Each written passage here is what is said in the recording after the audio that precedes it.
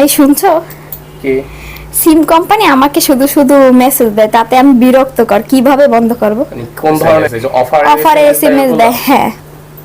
মানে এই যে 1 জিবি কয় টাকায়, 2 জিবি কয় টাকায়, যে সিম কোম্পানি প্রমোশনাল এসএমএস বলে, হ্যাঁ। এটাকে ওইটা তুমি বন্ধ করতে হ্যাঁ, চাও? আমি বন্ধ করতে চাই, বিরক্তকর লাগে। তুমি যদি চাও যে সিম কোম্পানি যেই এসএমএস গুলো তোমাকে দেয়, যেমন 1 জিবি কয় টাকা, 2 জিবি কয় টাকা, বিভিন্ন প্রমোশনাল অফারের তোমাকে এসএমএস দেয়, এই এসএমএস গুলো খুবই বিরক্তকর এসএমএস।